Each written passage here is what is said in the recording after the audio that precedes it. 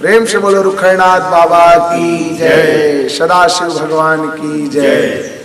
अद्भुत सौभाग्य है हम सबका, हमारे ग्राम सुरदुल के भाई श्री राधा कृष्ण भागवत प्रचार समिति के भाइयों तत्वाधान में सुंदर शिव महापुराण की कथा का आयोजन हुआ है। और यह आयोजन बाबा रुखड़नाथ बाबा जी के महती कृपा से हुआ है और उनके नाम से ही चल रहा है। आज कथा का विश्राम दिवस है और आज हम सब हमारे भाइयों के साथ ही रुखड़नाथ बाबा के दर्शन करने को पधारे। पावन ग्राम नारदा में बाबा जी की समाधि है और यहाँ महादेव भी बैठे हुए हैं। गोबर से बने हुए हनुमान जी जो कि सर्व जगत प्रसिद्ध है, ऐसे हनुमान जी दिव्य, उनका भी दर्शन लाभ हमने प्राप्त किया।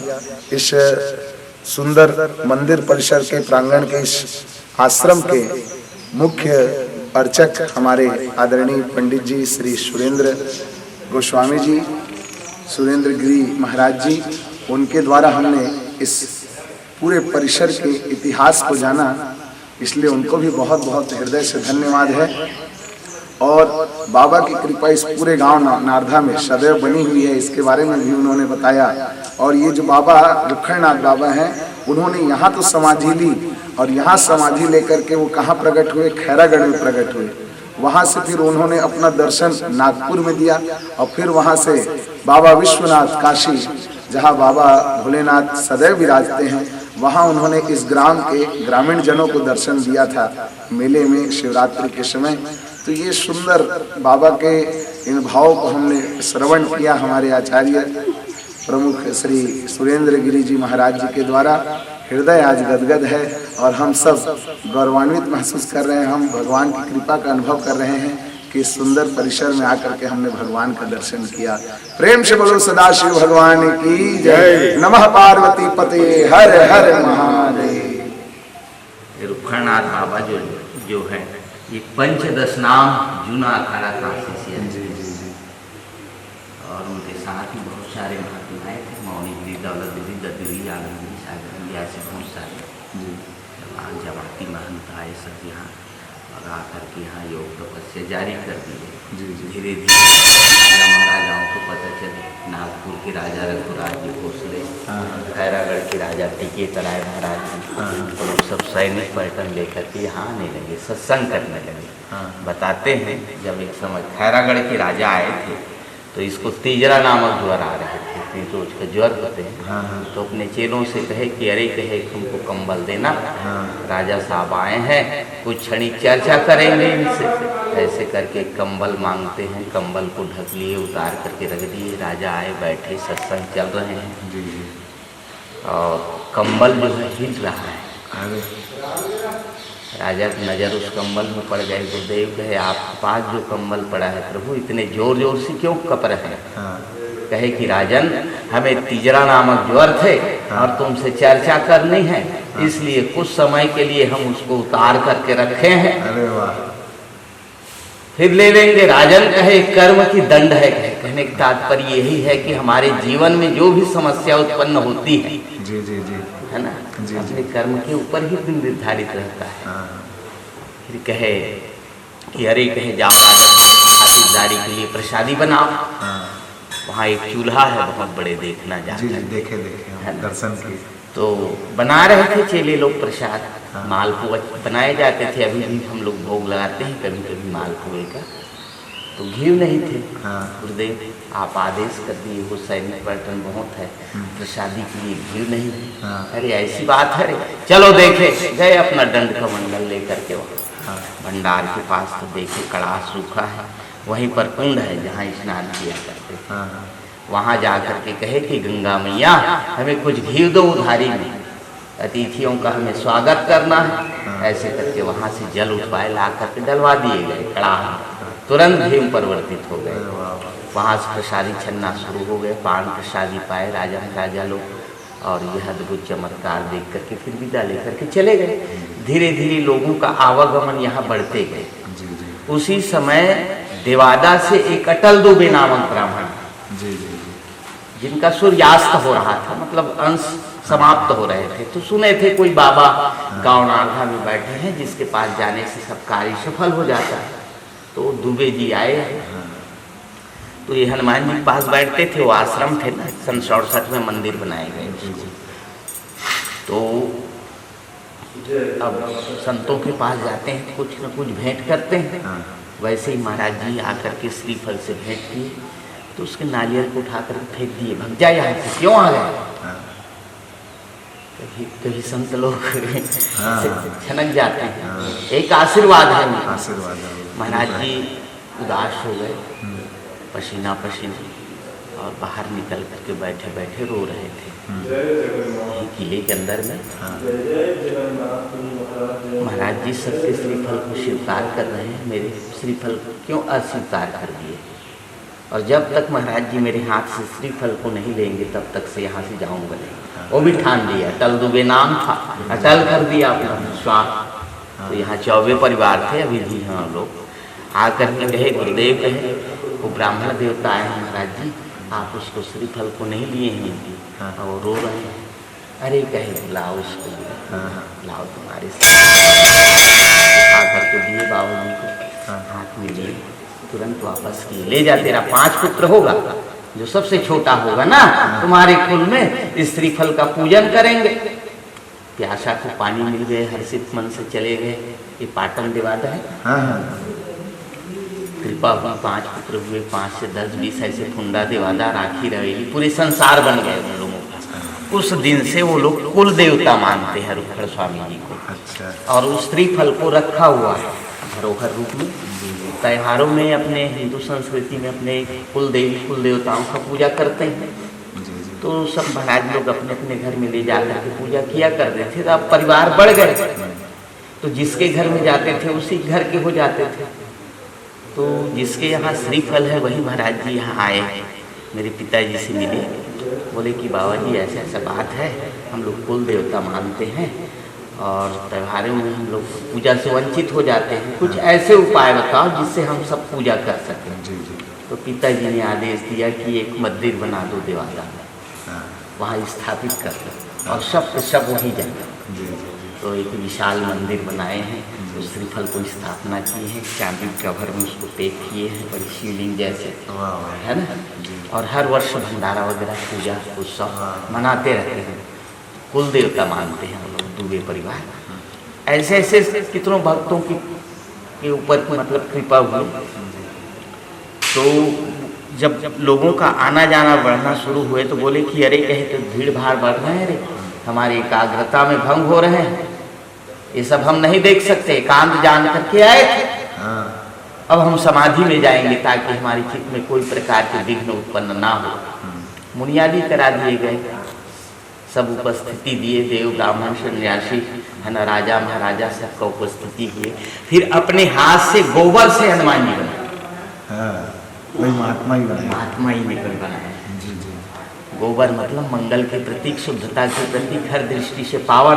और अपने हिंदू संस्कृति में श्री गणेशाय नमः वही शुरू होता है। गौर गणेश जय सिया राम, जय जय हनुमान, गौरी शंकर राधे श्याम, थप्पड़ दिए दीवार में। अब साधु लोग थोड़ी मूर्ति बनाते रहे, ऐसे थप्पड़ दिए।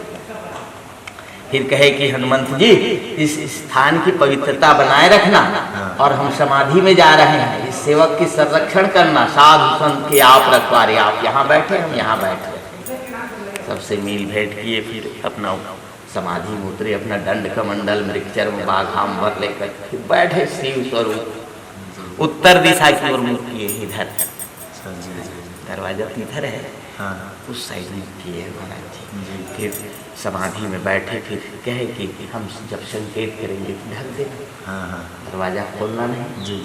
अब बैठे अपना शिव समाधि में, इशारा किए होंगे, फिर बंद कर दिए गए। समाधि टेक हो गए। समाधि के ऊपर मंदिर का निर्माण करा दिए गए। गर्भगृह में शिव परिवार को बैठा दिए गए। भगत जगत जो लोग हैं वो अपने अपने स्थल चले गए। अब लीला क्या हो रहा है, लगा है समाधि नारधाम में, प्रागटय हो गए खैरागढ़ में, वहाँ धूना चिंता त्रिशूल गढ़ गए। देखो देखो संताएं सब ऐसे सब भीड़ नहीं हो जाते, वैसे ही सब भीड़ हो गए।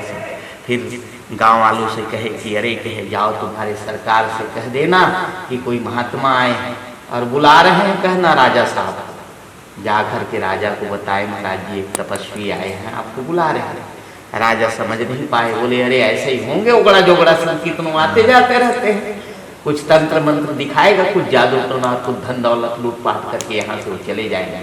वो साधारण महात्मा है, यहाँ से उसको भगा दो और एक सब्बल पकड़ लो और उसके धूना के सामने गड़ा देना और महात्मा को जाने के लिए कह देना।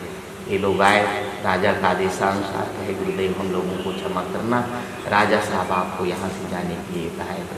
ठीक है बेटा चले जाते हैं। राजा साहब को क्यों तकलीफ हो, आ गए थे घूमते घामते रमता जोगी बहता पानी, जिधर हमारी धारी मुड़ जाए चले जाएंगे, साधु क्या ठिकाना, आज यहाँ बैठे कल और कहीं बैठ लेंगे। कहे महाराज जी ये सब्बल दिए हैं गड़ाने के लिए, ठीक है बेटा गड़ाइए। जैसे ही सब्बल गड़ना शुरू हुए राजा के शरीर में पीड़ा आना शुरू हो गए, ओ पसीना पसीना कंपन शुरू हो गए। है नहीं भय भी न हो न प्रेत, बोले कि अरे कहे रोको महाराज जी को, ये तो हमें श्रापित कर रहे हैं, हम आ रहे हैं मिलने के लिए।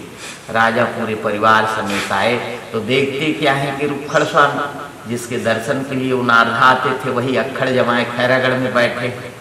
राजा को पश्चाताप हुआ, नेत्रों से अश्रु गिरने लगे, जाकर के दंडवत चरण में गिर गए हैं। धन्य है प्रभु आपकी लीला नाम, आपके दर्शन खातिर हम नारदा जाया करते थे और आप स्वयं चल करके हमारे स्थान को पावन कर दिया। प्रभु हम आपको नहीं पहचान पाए, बुरा भला कह बैठे थे, हमसे बहुत बड़ी गलती हो गई। इस प्रकार से गिड़गिड़ाने लगे, बोले कि नहीं राजा हो जाते हैं इंसानों से ऐसी छोट मोट गलतियां, होता रहता है, छोड़ो क्षमा कर दी। संत हृदय फिर भभूति उठाए धूना से राजा को दिए हैं, राजा भभूति प्राप्त किए, शारीरिक जो व्याधि थी शांत हो गए, दोनों में फिर सत्संग हुए।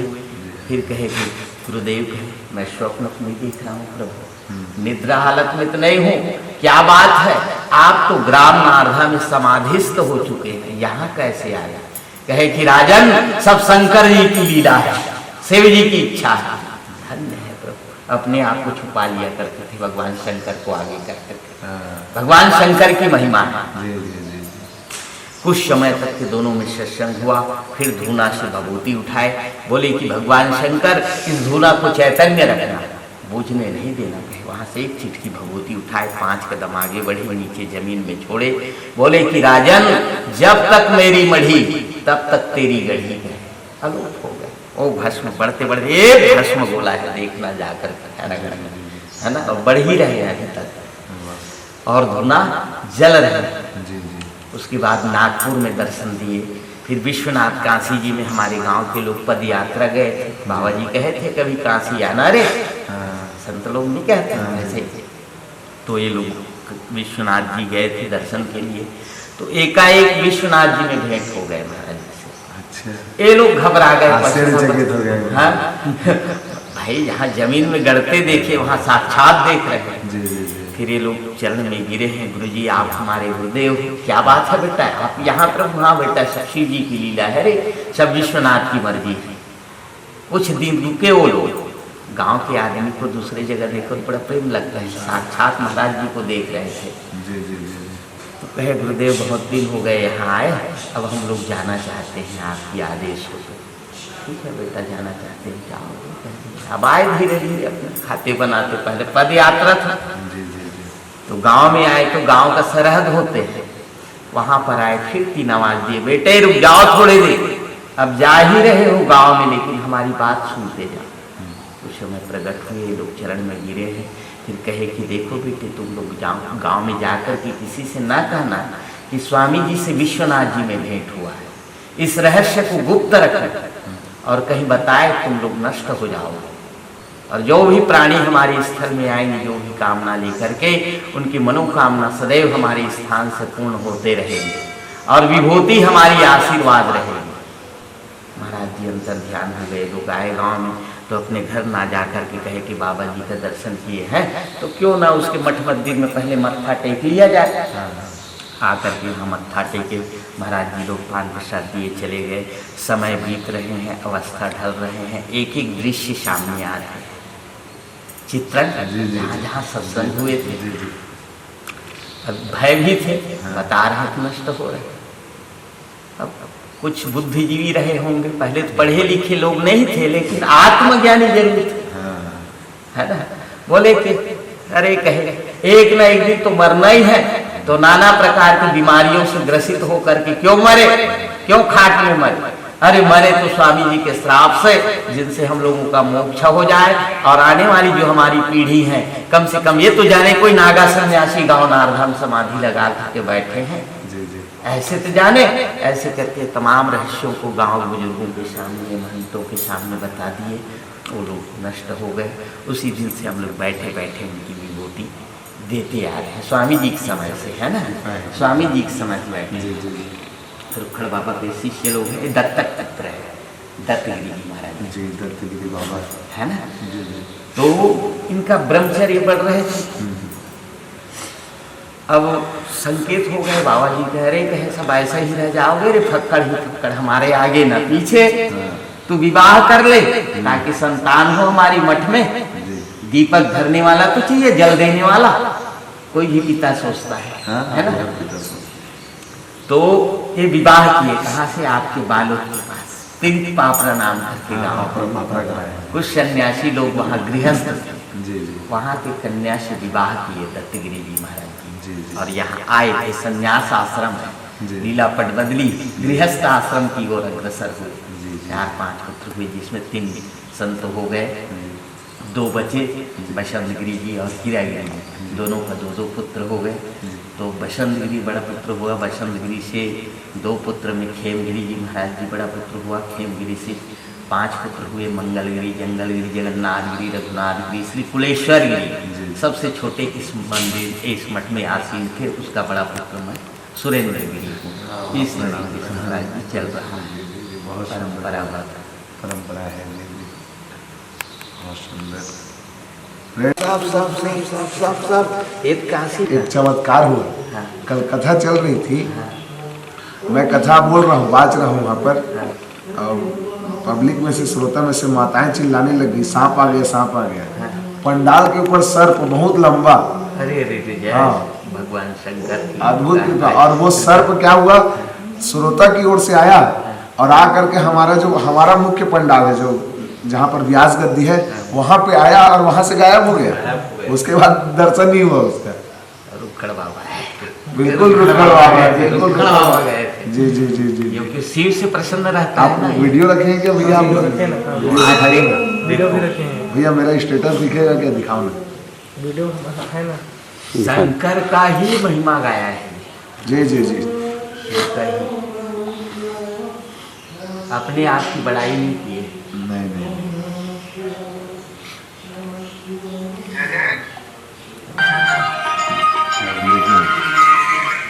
अरे ऊपर पंडाल में देख कितना लंबा है। ये तो यही का है।